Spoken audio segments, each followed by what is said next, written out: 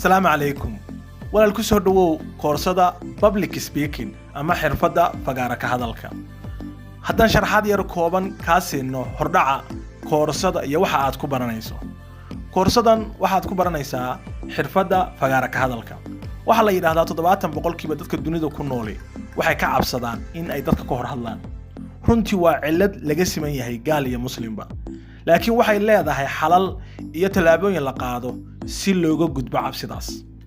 waxaad ku baranaysaa koorsadan laba qaybood oo ah how to present sidee wax loo jeediyaa iyo how to create waxa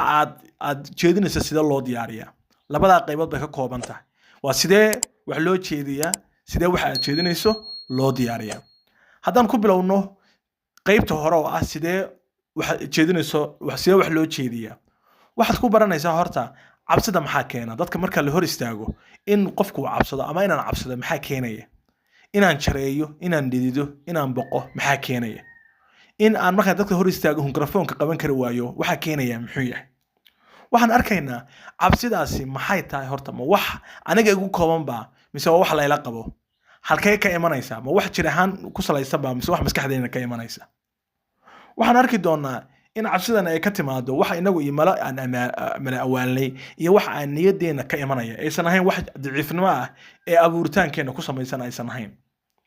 waxaan arki doonaa xalalka ay leedahay talaabo la qaadayo sida aad cabsida uga gudbi lahayd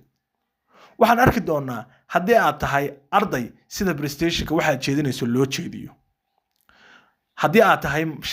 qof shaqaale ah sidii aad waxa aad jeedinayso loo jeediyo sida dadka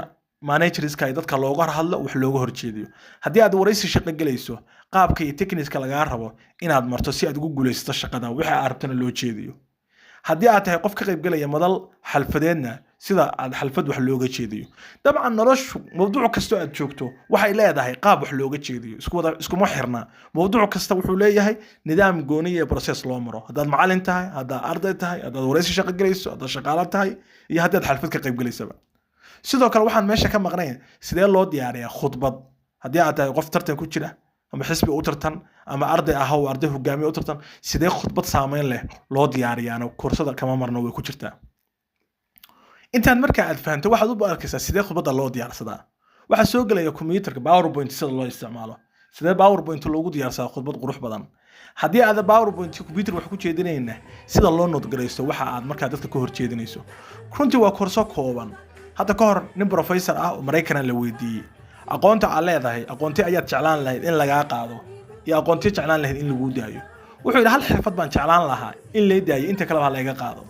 xirfadu maxay tahay wuxuu yiri waa public speaking sida dadka looga hor hadlo waxa xirfadaas maxaa xirfadaha oo kala soo hadhay wuxuu yiri waa xirfada aan ku qancidii kuwii xirfadayda iga dhacay aqoonteeda iga dhacay waa xirfadii ii suurta gelinaysay inaan la gorgortami karo oo wixii ay igu sameeyeen inaan dib uga soo ceshan karo kuna qancin karo in xirfadaha aqoonteeda dib ugu soo celiyaan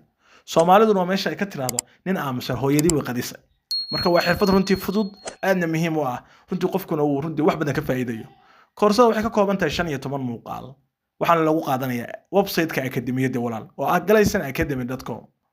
marka koorsada faahfaahinteedu waa inta lagu guda jiro bisha Ramadaan waxaad ku helaysaa qiimo dhimis ayay la mid tahay 4 koorso aan bixino waa iyada cryptocurrency e-commerce iyo social media marketing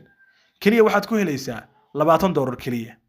haddii aad gooni u iibsanayso koorsada qiimaheedu $7 weeye waa $7 qiimaha koorsadani sida caadiga la iibiyo $7 baa la gadaa ama Ramadaan ha haato ama yeesan ahaan marka haddii aad ku qanacday insha Allah koorsadan waxaad ku baranaysaa waa sida soo dhawo assalaamu calaykum waraxmatullaahi wabarakaatuh